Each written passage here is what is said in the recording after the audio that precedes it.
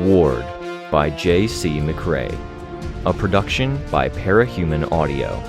Performed by a cast of fans and volunteers. Please visit parahumanaudio.com to learn more. Thank you and enjoy.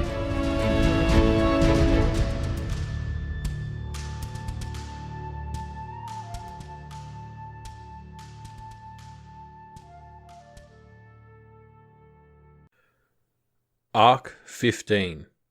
Dying. Interlude 2. He felt important. Critical. 5. The commander of Squad Yellow-Black had 5 good soldiers. 4 of them had the wasp tattoo on their necks, signifying their affiliation to the squad. The 5th had been planning to get it in 2 days. For many of the people in Teacher's employ, all of this was temporary. But for the Wasp commander and his squad, they liked working together like this. They intended to do it for as long as they were able.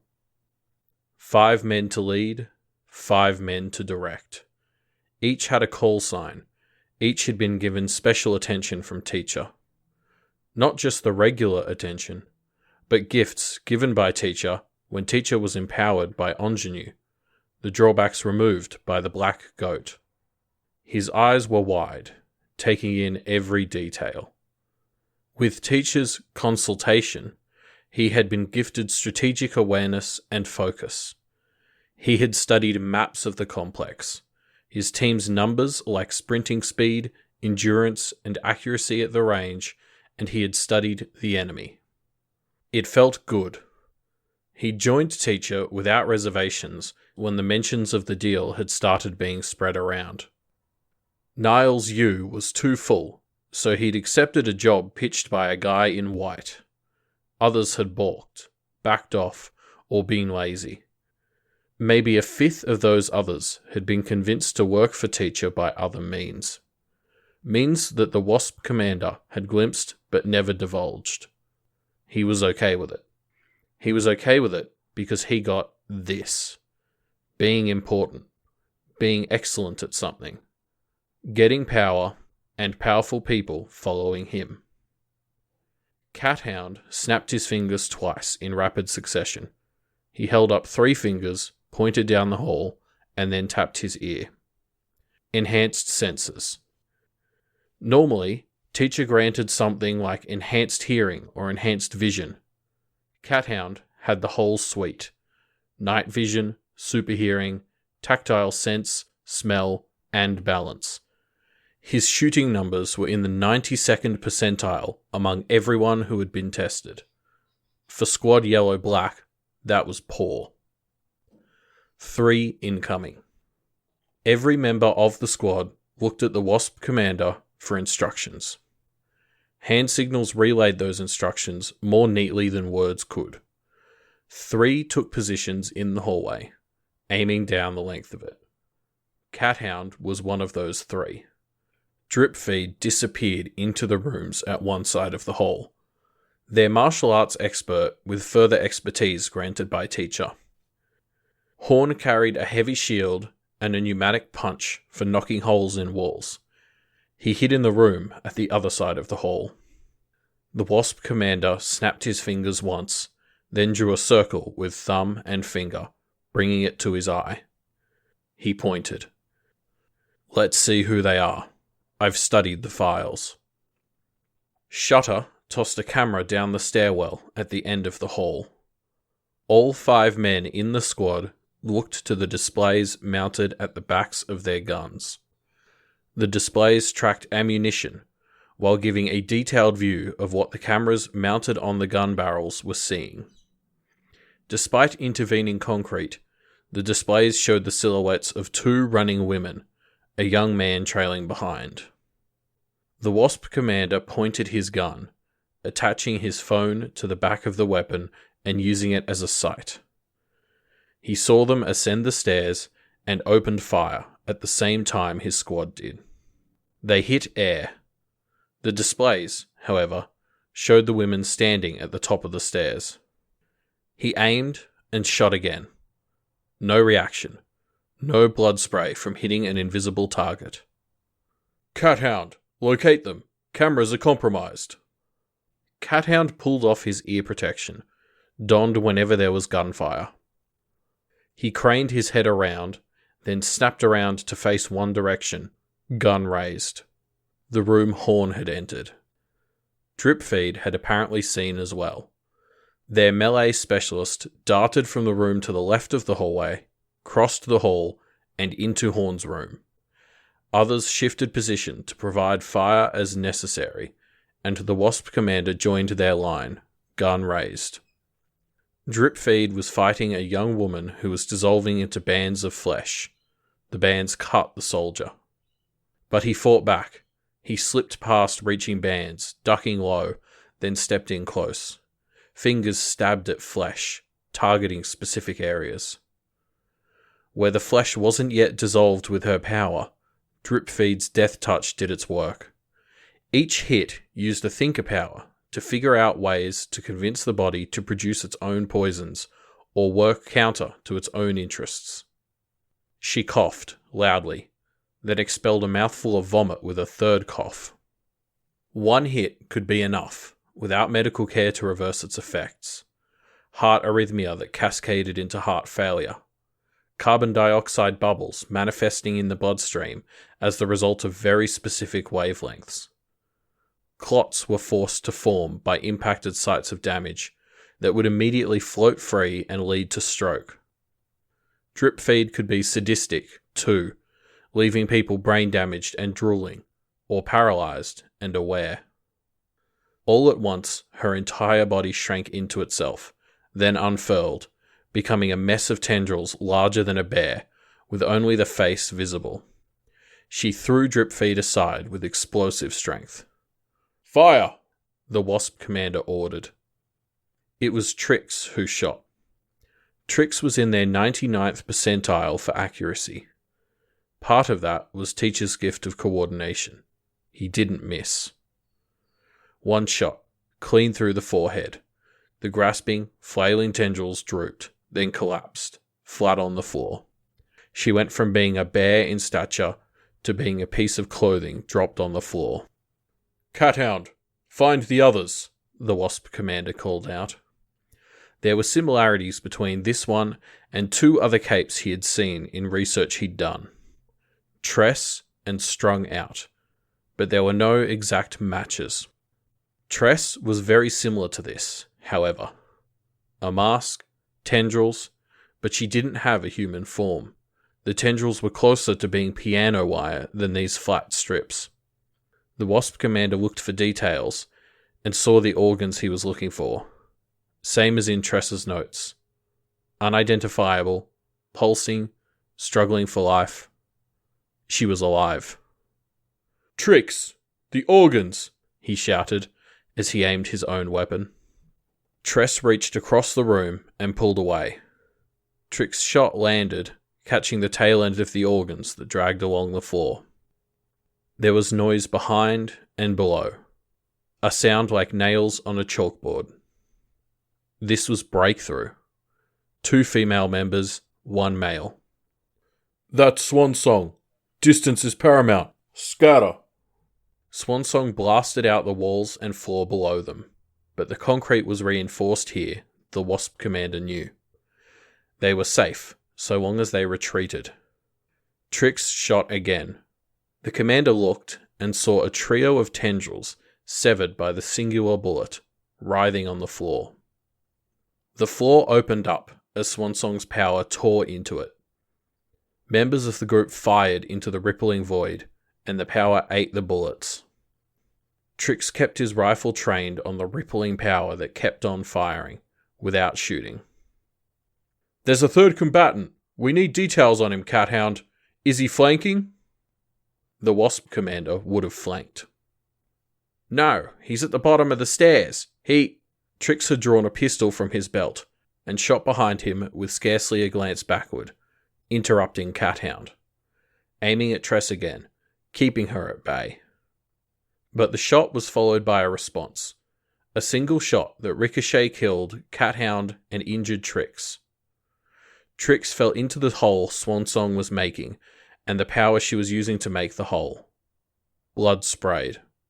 The boy ascended the stairs, adjusting his glasses. A harbinger. The Wasp commander and the others turned guns on him, and bands of flesh reached out to grab those guns. He felt a stab of fear. Harbingers were not to be fucked with, given the records. The Wasp commander reduced his grip down to one hand and reached down to detach the magazine from the rifle as he abandoned it to the tendrils. No use giving her something to shoot him with. He fired the one round that was already loaded, then let go, kicking the weapon away and drawing his pistol, wheeling around. It didn't matter. The boy fired his own pistol, placing a bullet directly down the barrel of the Wasp commander's weapon. His gun detonated from the internal pressures and stresses. Swansong used her power to leap up, taking advantage of the chaos. The Wasp commander gave an instruction to Drip Feed, who closed into melee with the parahuman. She used her power, which threw off his aim, but he kicked her in the ribs, and it seemed to do a number on her, dropping her to one knee. She used her power again, aiming at the floor beneath his raised foot, and propelled herself backwards, into the hole she'd come up from. Drip Feed checked for permission. The Wasp commander gave it. Drip Feed chased. The boy was the real concern. The remaining 3 guns turned his way. Without the pressure on Tress, however, the tendrils reached across to seize them all by wrists and hands.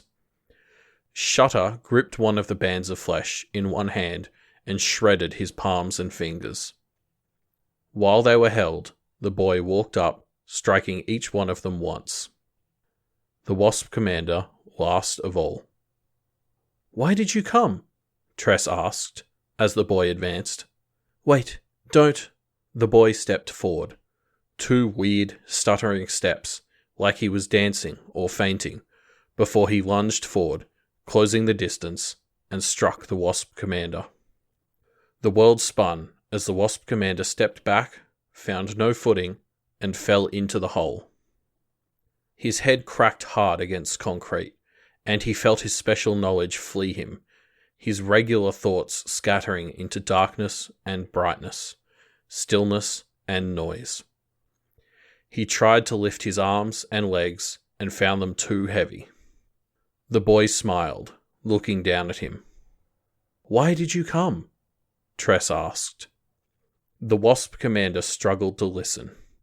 If it came down to him needing to justify the use of extensive medical skills and resources and needing to justify keeping his position, it would help to have information on the enemy to barter with. "Are you coming with us?" "With you, yes." The commander heard footsteps, and with his head unable to move without stunning pain, he had to guess who it was. Drip Feed? It was Swansong. "All okay?" Tress asked. "I took his leg. The other fell into my blast," the heroine said, head turning, white eyes showing nothing and staring into nothing. A concerned look crossed her face. "Do you have water?" "No, I drank the last Capricorn gave me. Why?" "It's not important." "Didn't he give you a bottle? I saw you drinking just 5 minutes ago." "Yes," Swansong said. She made a face. "She might have blood in her mouth," the Harbinger reported.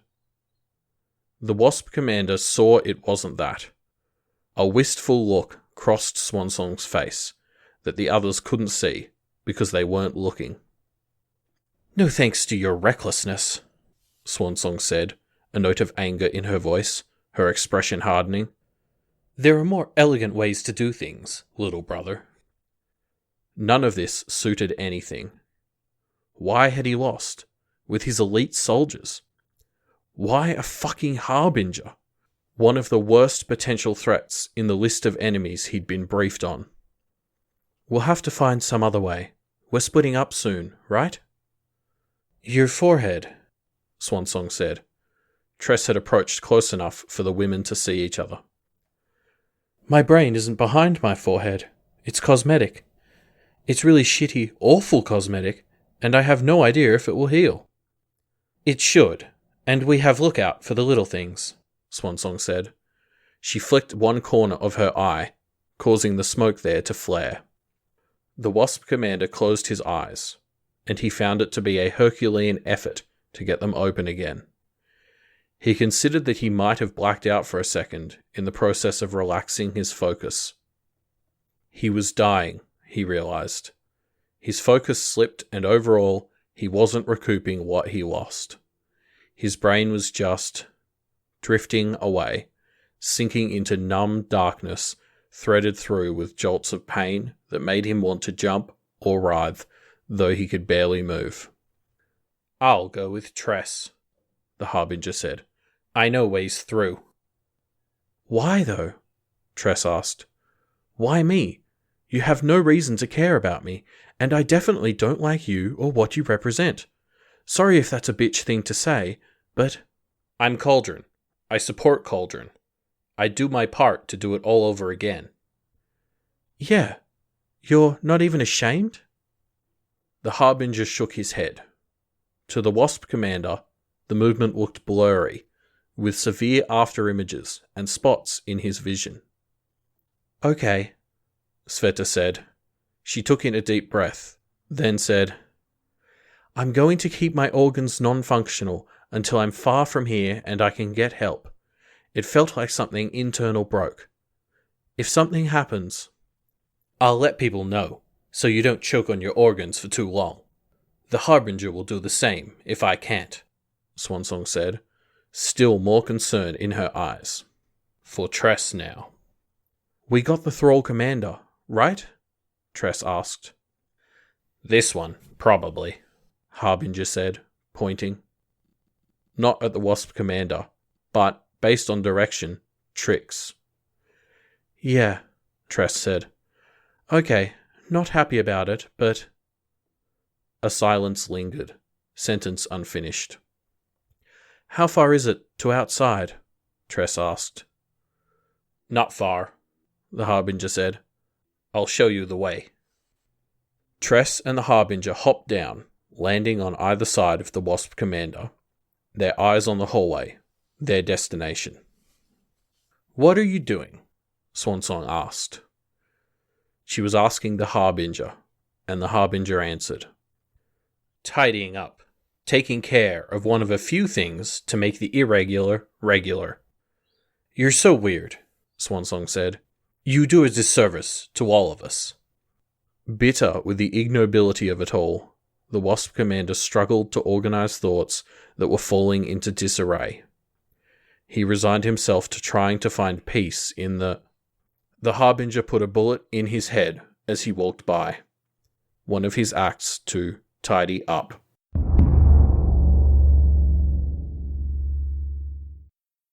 We'll get through this nightmare, Misha said. The echo of his own voice through his headset was distorted. He checked instrument panels and reached past the gulf that was his own brain and into the realm of another kind of thinking. A realm of thought that wasn't his own. If left brain and right brain were two rooms of a house with no clear delineation to separate them, then this was across the street.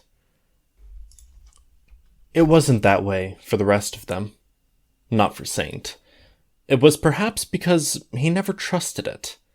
Or because he'd learned to program at the same time he'd learned to read, and his mind handled things in a different way.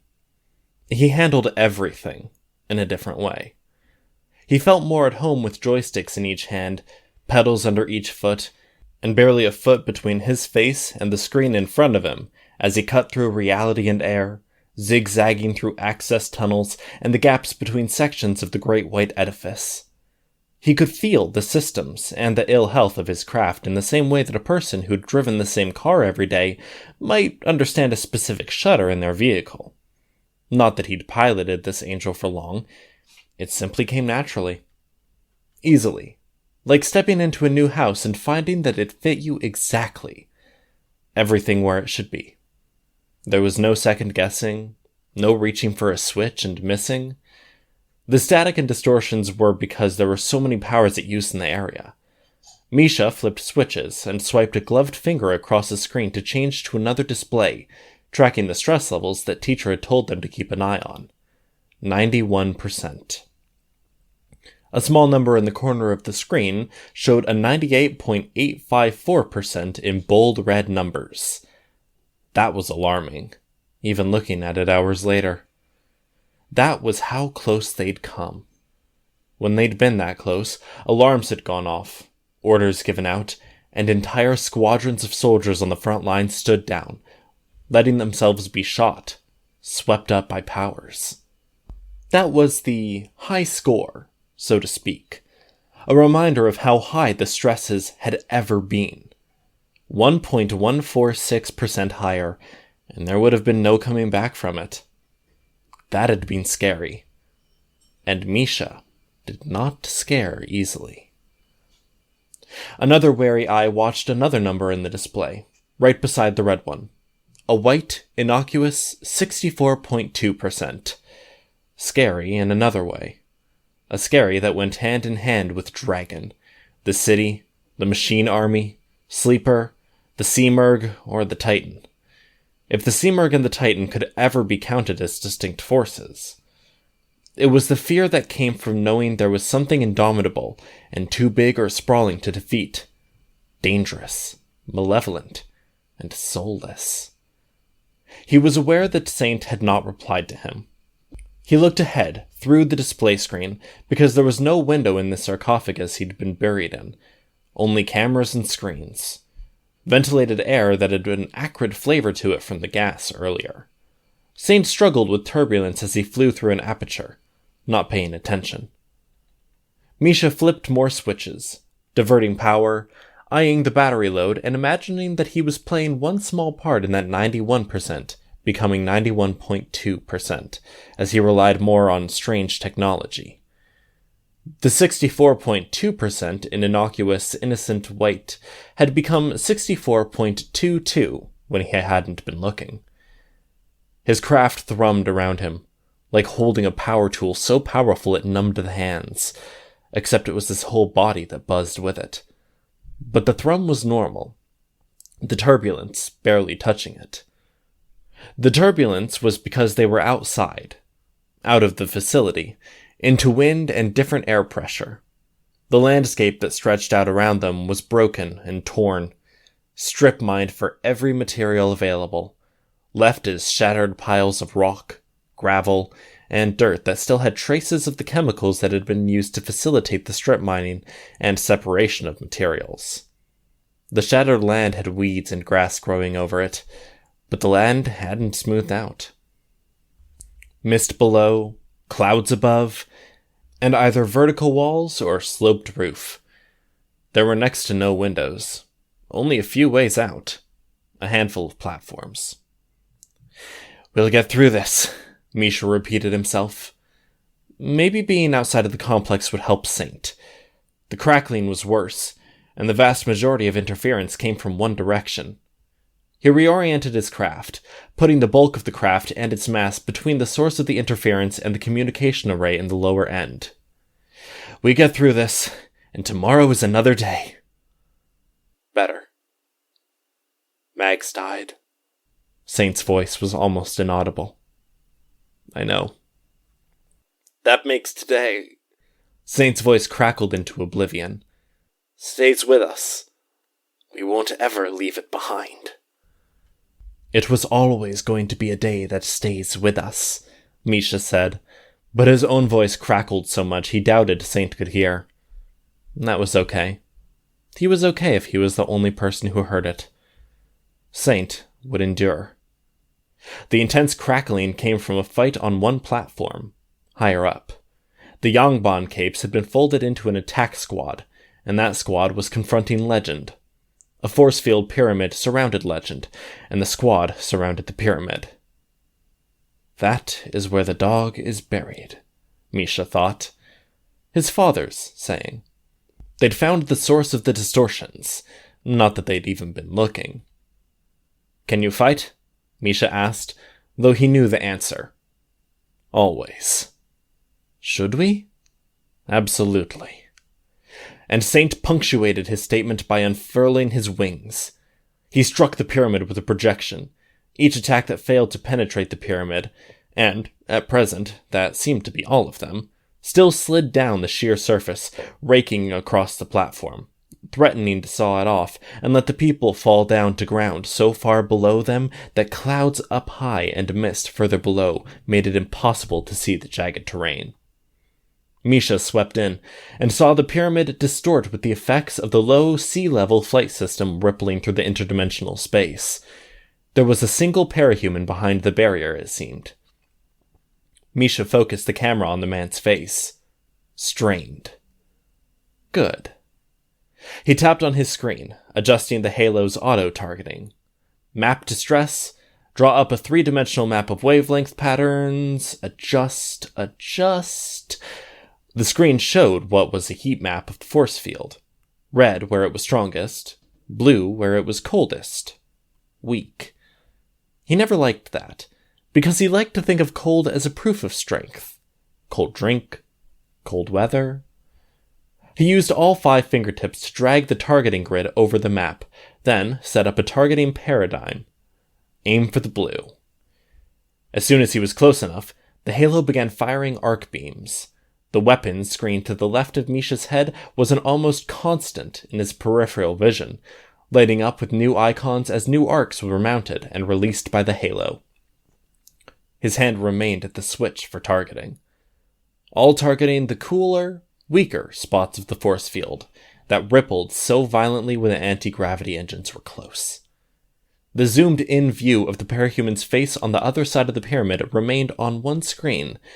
Their head hung, arms up, and the force field rippled even more aggressively than before, holes appearing here and there where it had been pulled apart. He began working out an addendum to his targeting paradigm, aiming for the people visible through the holes. The craft shuddered, lights going out, monitors switching to red, heat levels rising, system damage, system failure. He flipped the switch and got to work, figuring out what had happened. He reset the display and saw lasers everywhere. Saint's Victory 1 had its wings extended, shielding Misha and the Yangban-supported squad from the worst of it. Misha had known he was risking an all-out attack from Legend while his targeting was diverted, but he'd assumed it was a risk that he would see coming. The force field pyramid would go down, Legend would fire, Misha would throw the switch and the halo would counter the incoming fire. Except the pyramid was up, and the lasers were omnipresent. All silver beams with light blue nimbuses around them. Misha zoomed in. The pyramid was just that. A shape that extended up and over in a pyramid shape that was breaking down a little under the Isaiah's assault. Legend stood surrounded by teammates, hand extended down. A hole burned down through the platform, and the lasers projected down, turned at sharp angles, and struck the attackers. Misha's Isaiah and Saint's Victory 1. Teacher's soldiers glowed white where hit, as if they were metal and not flesh. That would be one of the powers, then. The one at the front reached out to slap a laser aside, creating distortions in the air that forced the rays backwards, towards the bubble, or up into the atmosphere. But that didn't do anything for Misha, and the lasers were reaching around the wing to rake the Isaiah. Damage to some cameras, damage to movement trackers, making the Halo defense 5% less accurate against moving targets. Damage to armor plating and overall structural integrity. One piece of arm on the Isaiah hung free, and tore slowly at everything it hung off of. Misha smashed one hand into the controls to his right. Anti-grav cancelled. Jet turbines cancelled. Only generalized hovering remained in use. He fell, encased in a sarcophagus, which was in turn encased in tons of metal. The platform was high above. The hovering system ensured he didn't fall in a straight line, drifting in a curve instead. It put him closer to the point where the lasers were all diverging from, but it took him out of Legend's sight. The man couldn't aim where he couldn't. A series of beams, all firing in a line, struck the Isaiah. It had to be a guess, helped by a listening ear. Legend couldn't aim at what he couldn't see. Misha took an evasive course of action, one eye glancing at the screen with the damage report. Thermal control, mostly. Some articulation, but the Isaiah didn't need much. It wasn't what he would have fired at had he been the one aiming the shot. No more chance shots came as he regained control, boosted up anti-grav, and started up the jet turbines. As had become habit, he glanced at the screen. 89.361% stress. If that hit the ceiling of 100%, there was no recovery. They would switch to evacuating, and they would pray. The floor? 64.5%. It crept up, little by little. Innocuous. Innocent. It would go down as they put distance between themselves and this battleground, but every power they used on any Earth would contribute. Once raised, the floor never seemed to go down. The lasers sputtered out, then resumed. The Isaiah's defenses tracked and countered lasers, meeting each with a ray of its own, only for as long as was necessary to keep the Isaiah from being hit. The ones that didn't hit were currently cutting through the Victory One's projected wings and slicing into the exterior wall of the facility like knives into butter. Sharp. Misha typed out a new targeting command, oriented the Isaiah, and steered it almost directly below the hole. Amusing that Legend was firing straight down, but because each laser bent in the air to strike at the opposition, they didn't reach him. Tracking wavelengths, adjusting the frequency, he mapped it out so he saw the lasers in a bold red against a black and white depiction of the environment. He zeroed in. Misha had always liked a game of darts when at the bars. He aimed for the bullseye. The lasers sputtered out. Legend was preparing his next attack, a shift in the type of lasers he was using.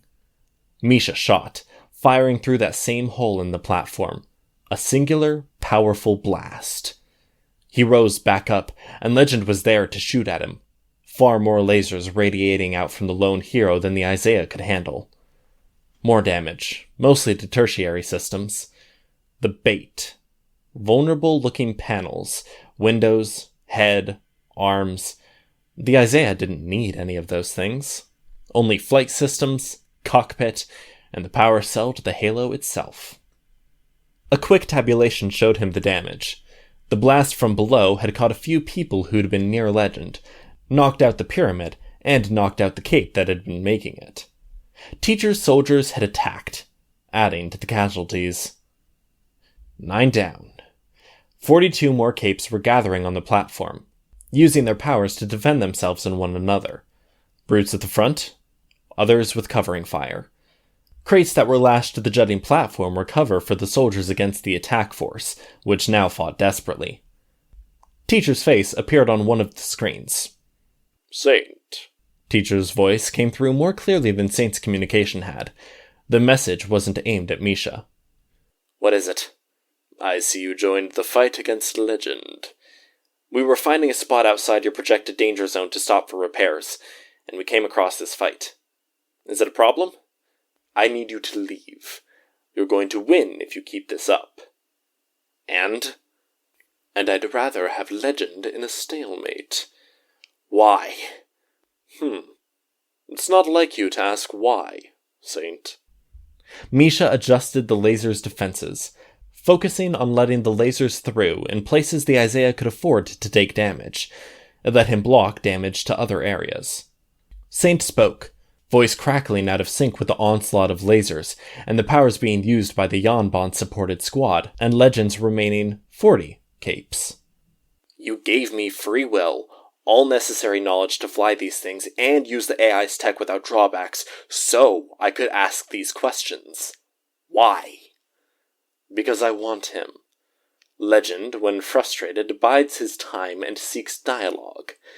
I would like a chance to have that dialogue, and bring him onto my team." Misha judged he was safe to look away from the laser defense screen, hit the button, and lean in to speak to the microphone. "I think that's a very small chance. He's not the man he was."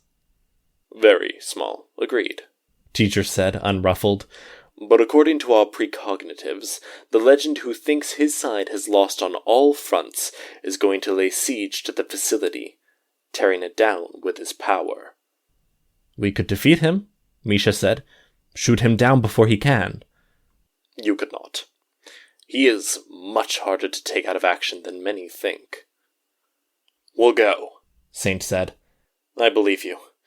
What do we do once we've repaired? Make your way to the C quadrant where the custodian collapsed the facility. Patrol it. When they want to make their next exit, they'll be tempted to go through there. All right. We're in the endgame? Saint asked. Close, Teacher reported. I'm trying to find balance when there's too many distractions. I'd think it was her, but it's not. She's unconscious or powerless. Possibly, or probably, on purpose. It forces me to keep a constant eye out for her. I've updated the butterfly's radius in your system. Misha looked. Information between sections of the building was cut off, and as fast as she was, the boogeyman could only move so far. The question was, how fast could her actions ripple out? Who could she affect that could reach them? It would have to be someone fast. We'll repair now, Saint said. Fake being in disrepair as you exit, for Legend's benefit. Make some smoke, if you can. Not so hard when the lasers kept coming. The Victory 1 had extensive damage to one wing and was using a projected force field to keep it together. It rose up into the air, swayed off course, and then detonated, a rolling explosion pouring out of an already damaged lower section. Tertiary power core explosion. Was that on purpose? Misha asked. Yes. Rash of me, Saint said. That did more damage than I had anticipated. Saint wasn't usually one to admit weakness or fault. Mags's death was really getting to the man, Misha was sure. Being reckless, misjudging, and then regretting it so openly after. Misha still wanted to say something. Can you fly without problem? Misha asked. I can fly. Misha adjusted the systems for hovering and antigrav, breaking up the array. Desync. Pulling on each different power grid, then assigning 70% to one grid, 50% to another. Flying at 70% to his left side, and 50% to his right, it made the Isaiah list. That would be his pretend retreat act for Legend. He blocked 2 incoming projectiles, and 1 blast from Legend, and escorted the Victory 1 up and away from the fight, into an area where the clouds traced the exterior walls of the facility. The platform had a garden at the end. Railings around the edges. He checked reference materials and the map of the facility. This upper floor had been where the original staff of Cauldron had entered people of importance. It had been a place reserved for people like Dr. Mother to retreat to in an eventuality where they couldn't travel elsewhere due to external threats. She had apparently come here quite often in the early days. The craft settled down, avoiding too much damage to trees, hedges, and flowers. Perhaps, Misha thought, as he flipped switches and depressurized his sarcophagus, donning a mask because the air was thinner up here, he could get through today, and mourn Mags in his own way. Retreat to a place like this. He looked at the numbers. 88.11% current stress. It was dropping. Dropping because people were dying, getting injured, or stopping to rest. The floor rested at 64.6%. The Isaiah opened up the sarcophagus, raising up as the upper body folded away from the lower body. The tiny cockpit that had encased him now formed a kind of platform that sat above the rest. Monitors ringed him, each showing diagnostics on different systems. Saint was doing the same. "How is your ventilation?" Saint asked. His face and arms were heavily tattooed with crosses, glossy with sweat. "It's fine. No problem since we cleared the vents. I need to patch up heating, quick weld some armor. I want to load in a power core at 100% and transfer power between the 2 cores I have at 30-something%. Get one up to 60. Let's talk shop, my brother, Misha thought. Save the feelings for tomorrow. Do you need anything from me? Saint asked. Victory One's hand to hold things. Conversation. You're not usually one to talk much, Saint said. For your sake, not mine. I don't know what to say, Saint said. Then, a moment later, Saint punched something. Metal sang. This fucking paint on my primary camera! Misha was impassive, unflinching. Fuck! Saint punched the terminal again. His knuckles were bloodied.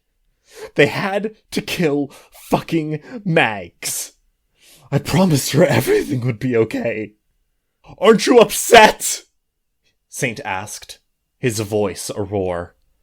Then, at a normal speaking volume, unsure, he asked, You liked her, didn't you?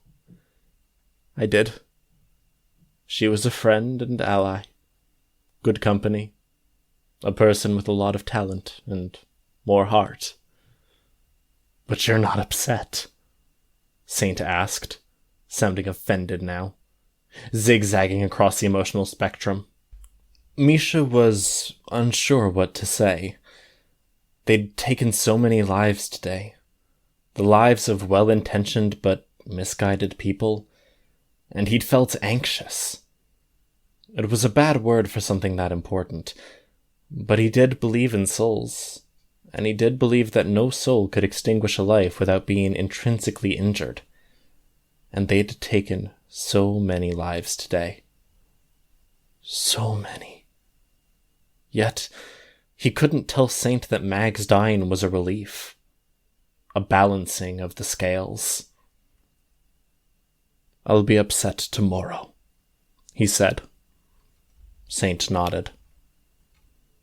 There was something calming about caring for the machines. Problems that could be identified and fixed. Other things, like the death of Mags, or the looming shadow that was Teacher, less easy. Not calming at all. The last cable I need for power transfer between batteries got shredded. Can I get your spare? Misha asked. Saint roused, as if from deep thought. He nodded, slid down a ladder, and opened an internal hatch. The cable was threaded neatly. He tossed it from the seat atop the Victory One down to Misha, and Misha caught it. It took a minute to hook up. When Misha turned around, he found Saint staring off into space again. She would have liked this garden, Misha said. Saint turned to look. There was a sound like a wet towel being dropped on the floor. Misha and Saint both turned to look. Bands of flesh reached up and out, gripping Saint. His hands and upper face were lacerated by hidden blades as he fought to get back and free. Other tendrils searched him. Saint! Misha cried out, but words were of no use here. There was another, a boy running across the 100-foot-long balcony garden, slingshot in hand. A harbinger. Misha slapped the switch to turn on the halo. The slingshot released its stone, and the stone was disintegrated by the counterattack.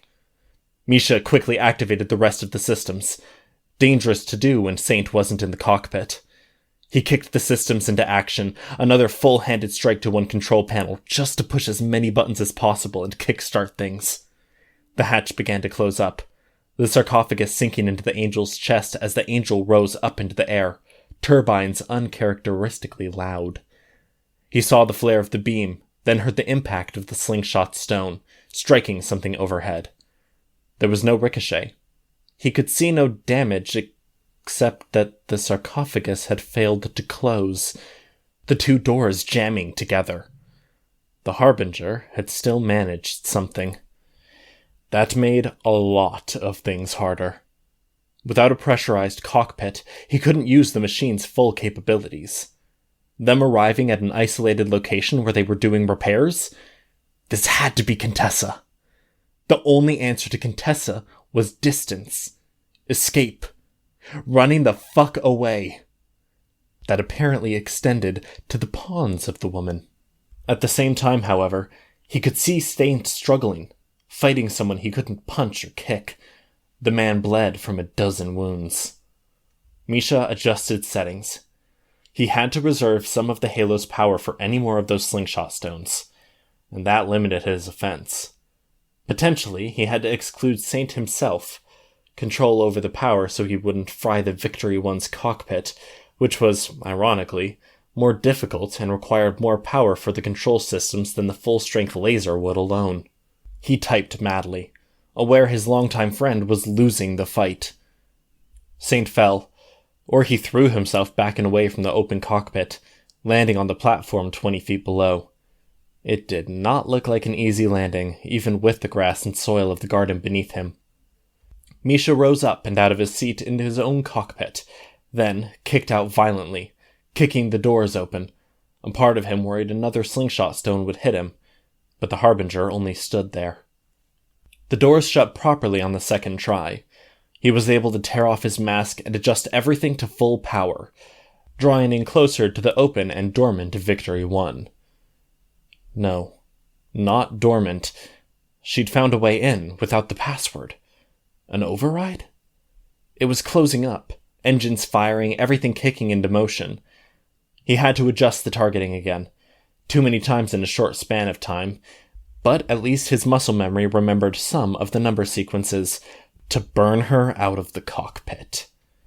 One by one, screens glitched out, and they were replaced with a nauseating moire light of blue and magenta.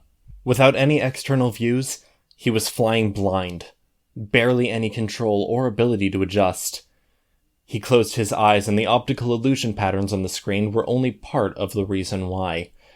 He focused on his sense of balance, and did his best to adjust orientation. It wouldn't do to lose track of up and down. The blue and magenta light pressing against his eyelids went dark, except for a point of light. A single word on screen. "Hi." "Hello?" he growled. This intrusion had to be... How? Everything was supposed to be segregated, air-gapped, secured. Had they infiltrated Mag's Michael 3? If they had... He pulled out his phone, searching, praying it wouldn't change colors too. He saw a map of the network, the degrees of intrusion. A back door. Dragon had left it in these ships. She must have used that for this intrusion. Except this? This wasn't Dragon. This was worse. It was either a Tinker subordinate to the AI, which was bad, or it was a subordinate AI itself, which would mean she was breeding. He had a countermeasure. He pulled the catch on the drink holder. Beneath was a button. He hit it. At the same time, a skewered, dizzy feeling suggested he wasn't entirely upright anymore, though it was hard to identify up. "I'm sorry about your friends from the Michael 3. I'm losing 2 friends today, too, pretty sure. I think I know how it feels. I hope we don't kill you. You made some really pretty robots." One by one, monitors went blank, or they restored function. The big red button shut off all systems, forcing nearly everything to be done manually. It forced a complete reset to default for the mandatory computer systems, and made them impossible to change. Here and there, a screen flickered as the intruder attempted to seize hold. The damned display was the last thing to revive. He corrected orientation, then tracked what was happening. The Victory lifted into the air. Hijacked. It wouldn't cooperate without fingerprints, seat weight, or the right password. Though the override did a lot. The override would also have given the Tinker access to the comms and systems of this craft. It would be why the hacker had suddenly lunged into a complete takeover. It would be giving her access to Teacher's systems as well. He watched as the Victory 1 scraped its way along the platform, through a section of the garden and over the edge. It plummeted. There was no way she could fly it, but Saint threw himself over the edge, onto the back of the craft. Misha gave chase. He chased as Saint struggled hand over hand to reach the hatch, the ship periodically whipping around as a wing caught the air. The falling trajectory of the Victory put it in line to crash with the exterior wall of the facility. Below, Legend was in the air, assaulting the Yanban-assisted squadron. The shots he used were either too minor to penetrate their protection, that made them glow like metal instead of being burned or cut, or they were too big and too risky, as the squad slapped those shots aside or redirected them into the platform. The group was cut off, and too much damage to the platform would send them all to their doom. It forced him to play defensive. The Victory One crashed into the wall. It tumbled through the air, Saint parting ways from it as he started to freefall. And Misha was given a choice. His friend, who was doing his best to remain horizontal to the ground, to create more drag, or the damaged wing that broke free, careening to the platform. He went after his friend, disabling the halo so he wouldn't shoot Saint out of the air, closed in, and took a heavy blast from Legend. Again, he tried. Again, Legend shot him. To make sure the hero knew the danger, he focused the halo's lasers on the section of the wing that still flew on trajectory to strike the platform, demolishing it. Legend shot the wing, breaking it in half. He shot the next half, only to hit the projected force field. Too casual of a shot. Misha caught Saint as gently as he was able, and held Saint to his chest. He watched as the section of wing plummeted, striking the platform without breaking it. It crashed into the squadron of Yanban, and those it didn't kill outright were bowled over, sent over the edge, which freed what remained of Legend's squad to go on the offensive, to catch, disable, or kill the stragglers who hadn't been hit. And Misha, he had to pilot to avoid Legend's assault, as Legend focused beams on targeted areas. The halo protected against some, but there was nothing to distract Legend now. Controls, weapons, the halo itself, flight systems, oxygen, all were surgically burned away. It was all he could do to use the systems to pilot himself toward the place where the platform had met exterior wall, to force a rough landing, using a list of systems that dwindled by the second.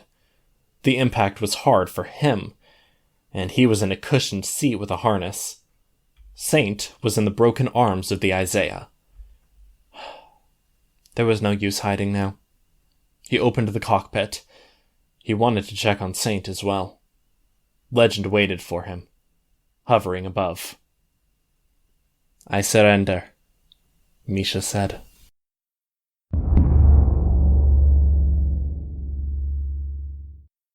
Sveta pulled herself together, with gaps and patches where damaged bands of flesh didn't come together, as though someone had failed to paint in those spots, leaving only dark gaps with red muscle visible beneath. In one or two places, even the muscle had gaps. She stood on the platform. She'd escaped the cockpit before it had closed up, leaving the systems to run on their own.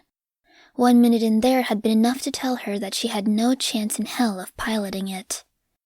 Her head hung, her organs hurt from being choked into inactivity. "Tell me what you're thinking." The voice came from behind her. There was only one other person left on the platform with her.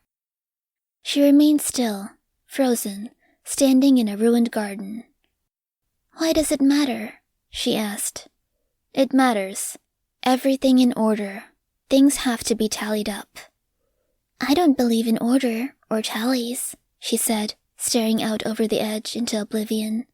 "I like art, creativity, ideas, kindness. I know I'm not rational, but rational gave birth to this." She extended a hand and unconsciously dissolved it to indicate the edifice they were beside with bands of flesh. Even dropping her hand to her side, she pointed at the platform and at sections of building that bulged out from the exterior wall. Rational gave birth to everything good, too. Irrationality gave birth to every problem we're dealing with now. "I wouldn't go that far," she said. She paused. "How far are you going? What are you really doing here?" she ventured, still not turning around.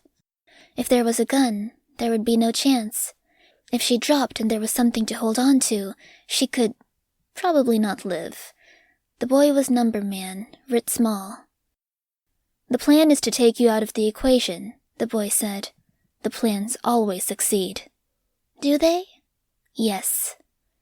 Can you give me a chance to say something? I don't know why I'd even try when it hasn't worked in the past. Nothing I say gets through. Legend was coming. She could see him rise. The Harbinger couldn't. A bit of hope. Turn around? The boy asked. The hope tremored, like a candle flame that might go out. She turned. No gun, no slingshot. No, the boy agreed, but something else did get through. It's their plan, not mine. They want to kill you, and I'd like to help you.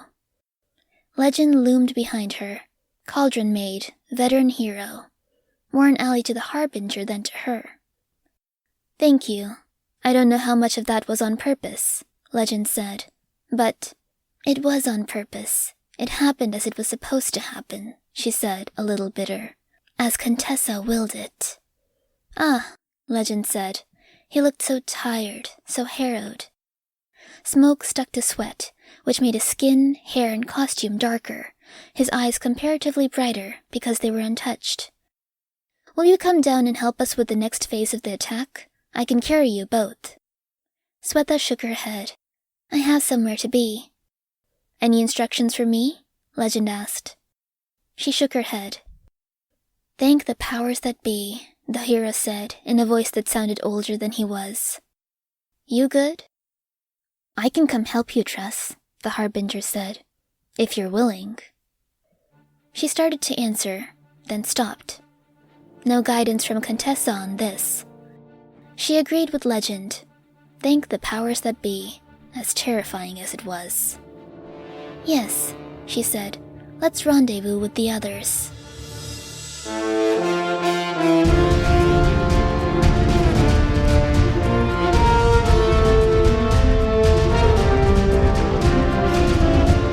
This was a production of Ward by Parahuman Audio. Ward and the Parahuman stories are written and owned by J.C. McCrae. You can find the original text and support the author at parahumans.net. For more of the Ward audiobook, as well as other community works, please visit parahumanaudio.com. Music for this chapter was by Evan Witt. Find out more at wittynotes.com. Editing by The Violet Legacy. Find them on Twitter at The Violet Legacy. Narration for this chapter was as follows. Squad Commander by Elliot Diebold.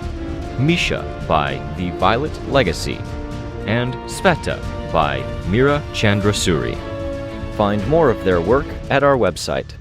Thank you for listening.